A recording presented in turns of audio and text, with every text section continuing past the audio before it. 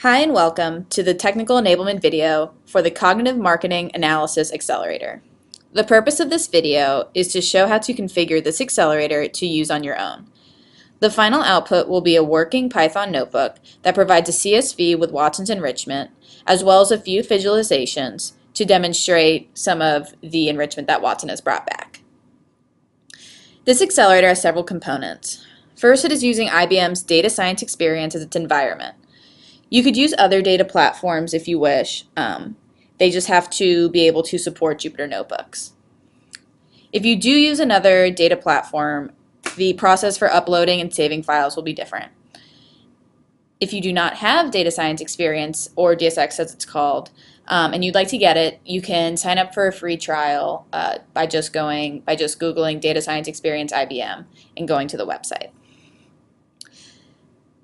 The second component, in addition to using data science experience, are the Watson APIs. This accelerator uses NLU, tone, and visual recognition, and depending on the type of enrichment you want, you can use any subset of these APIs. Prior to using this accelerator, you'll need to have instances of whatever APIs you want. So that would include going to Bluemix and creating a NLU instance or a visual recognition instance or a tone analyzer instance. Finally, this accelerator uses several Python libraries, including PixieDust. The installation of these is included within the notebook, but if you are using a environment outside of the data science experience, you're going to need to download these libraries on your own. Great. Now we are ready to get started.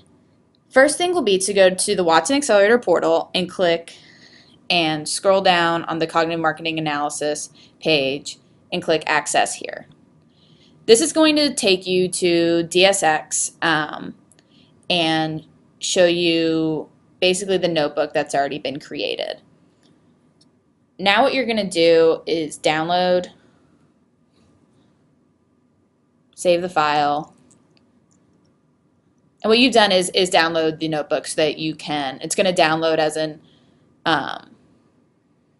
IPy notebook, so you will be able to import it easily into Jupyter Notebooks. Now, you would go to datascience.ibm.com and sign in.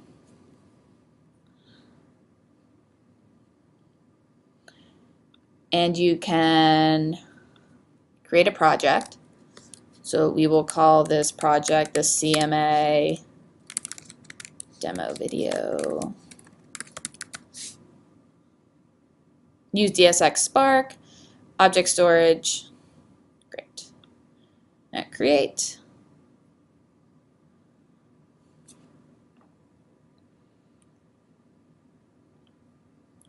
All right, and so here you can see you can add notebooks and data assets. So first we're going to add the notebook that we just downloaded. So you can create the notebook from file. We can call this a CMA. We just call it CMA browse. And then we'll go to downloads. That'll be what we just downloaded. So open. Great. Now we're going to create the notebook.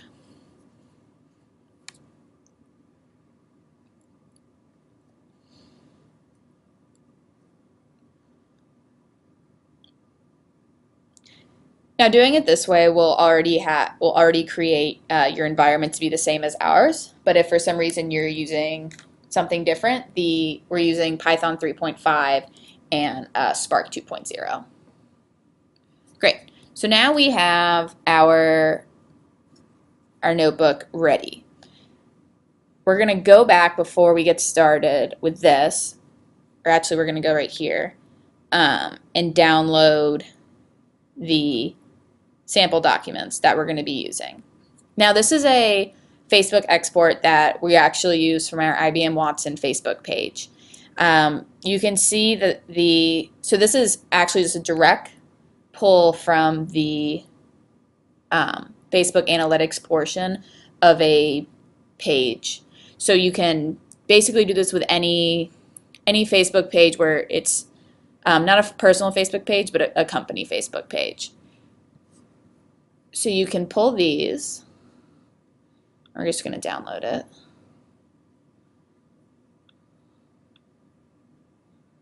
Okay.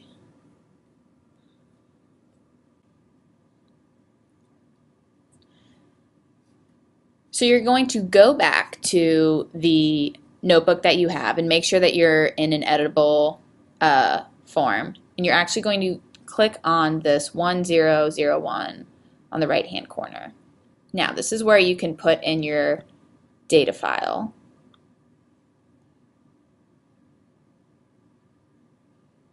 Great.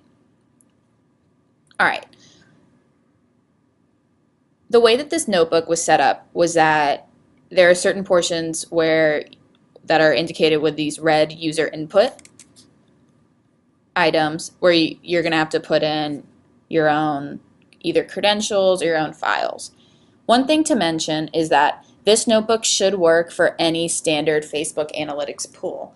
However, if you want to use different CSVs with slightly different column names or different content, that's totally doable. You're just going to have to go through some of the data cleansing that we do and make that specific to what you're actually trying to get back.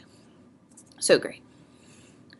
So the first thing you're going to do is you're going to install Watson Developer Cloud.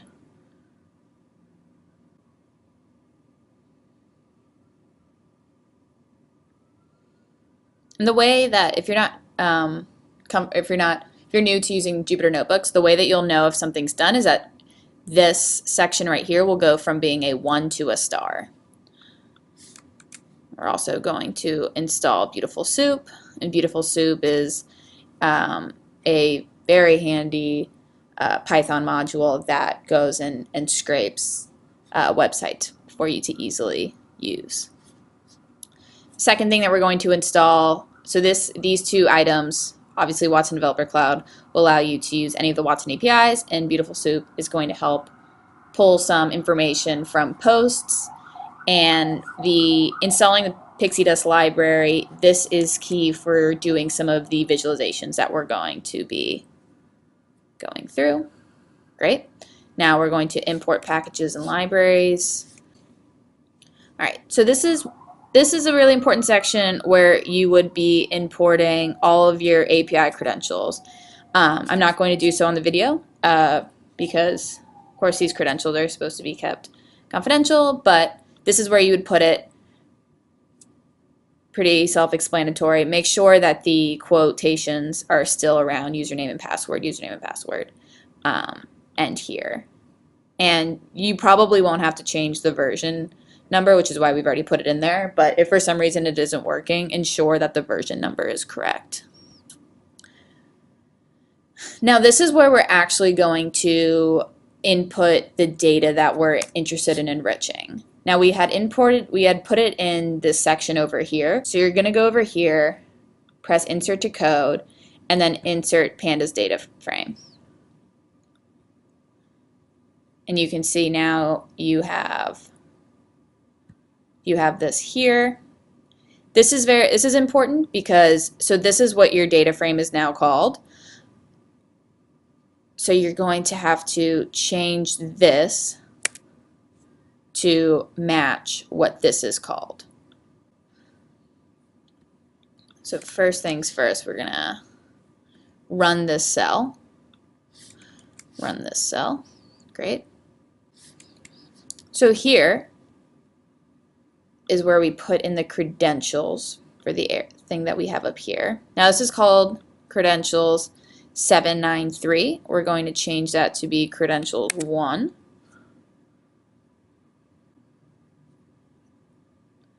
This is important because these are the credentials for the object storage where the original file is saved. So to actually save it at the end, you're going to want to just use the same object storage. So that's where you're getting here. And then finally, this is where you would decide what you want the file name that's going to have all your enrichment at the end of at the end of this enrichment process, this is what you are going to want to call it. So now it's called output file. You can change this if you so please, but just make sure that it's .csv. Now that you've done all the setup in steps 1 and 2, you're ready to actually enrich your files. If you're using a standard Facebook pull, you actually can go here, run all cells below, because this notebook is generated so that you really only need to change things in these first 2 sections. However, if you are not using a standard Facebook pull or the CSV you're using may have some differences in it, I'm going to walk through what is actually happening at each stage of the enrichment so that if you need to make changes, you'll know how to do that. So the first thing that we do is we actually create a few columns of new information from that original text column where we're actually doing the enrichment. So if you were using a different CSV for this enrichment, for example, if you had a column that said tweets instead of post messages or post message as a standard Facebook pull would say, you would just change this to say tweets or whatever the name of that column may be. Now from that column we do a couple of things. Since we were using Facebook data, we know that a Facebook post has several different components. You have the post that is the actual written words. You have, and then if there's a link, that link will generate a picture and have a little thumbnail description about what the link is talking about. We were able to pull those by first, in this cell, we are separating out the link from the post and creating a new column called link. Then we take that link and use Beautiful Soup to pull out what the thumbnail description is that was associated with that post. As well as here we pull out the image that was also with that post, again using Beautiful Soup. Additionally, with the Facebook information we were using, the IBM Facebook information, they actually shortened the links. Now shortened links may or may not work with NLU depending on how the link was shortened. So we have this feed here that will create an extended links column. So at this point in time you are ready to actually do your enrichment. To review again, the enrichment you're going to be doing is NLU on the post text, thumbnail text, and article text, as well as tone analyzer on those 3 components, as well as visual recognition on the images that were associated with the posts. And I'm not going to really run through these because it's pretty well documented, and you really shouldn't have to change anything in here if you kept the variable names the same in section 3. So this is all running the enrichment and putting it into a data frame, which is here. So at this point in time, once it says enrichment is now, or at this enrichment is now complete section, you have a data frame that has your original text as well as all the enrichment that had been done. So all the Watson enrichment as well as any of the analytics that was already in the CSV. So that is all together now. And at this point you're going to save this file somewhere. And since we're doing this with DSX, we're going to be saving to object storage, which you don't need to change anything. This is the reason why you put the credentials above. So at this point in time you have saved to the same place that you imported your document. And if you wanted to see where that was, you just go to your object storage, which is right here. So at this point in time, we are actually, we have a enriched CSV and we're ready to look at the data and start doing some analytics on it. Now, because depending on what you're looking for, depending on what your data is showing, this is going to be what we have in this notebook is really just a jumping off point, and you can really start viewing the data in any way you want. The way that we decided to look at it is that we would look at all of the tone data split up by post, thumbnail, article, and all of the entities and keywords split up in the same way. So we created these data frames and putting all of these into different data frames so that we could then do analytics on them. Now, I'm actually going to switch over to a notebook that we already ran through everything with all of our own credentials to show you kind of what we did. So the first thing we did here is based on what we had called our variables here, we assigned them, or our data frames up here, we just assigned them to variables. And this is where we're using Pixie Dust, which is a very cool Python library that allows you to do data visualization very easily. It is built, it's using Bokeh and Matplotlib, but it kind of cuts down on how much you actually need to put in terms of code. So if the first thing we're going to look at is the tones data frame, and you can see here you have display, and then inside of the parentheses you just put tones, and let's say we just ran that, and great. So this is one of the charts it's coming up with. So it's looking at, and I can zoom out a little bit, it is looking at language tone versus lifetime negative feedback from users. And it is grouped based on article and posts. Great.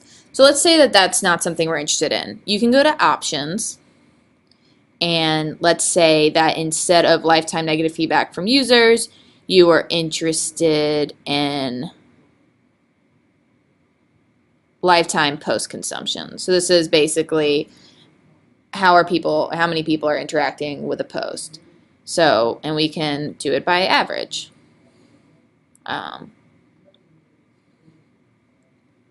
Great. So now we're looking at how certain both articles and posts with certain language tones are kind of comparing against this metric of lifetime post consumption. So here you can see that a tentative article is most often occurring with a higher lifetime post consumption on average.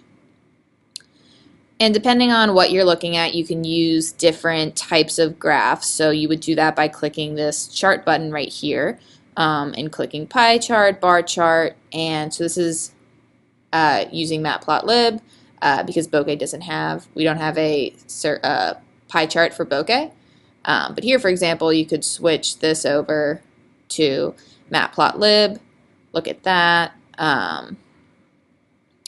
So that's kind of depending on your personal preferences. Show legend, take away the legend. The really cool part about using Pixie Dust to do the visualizations this way is that you can easily start going through, messing around with your data and doing different comparisons to see how you want to be drilling down on certain things or exploring certain things. And you could kind of hand this to someone who doesn't really have any sort of technical background, and they would be able to do the same. So that's the really cool part about Pixie Dust and why we use it in this application. So that's the end of the technical enablement video. Thank you so much for listening. If you have any questions or concerns, suggestions, please reach out to the contact information that is on the Watson Accelerator portal, and appreciate you taking the time.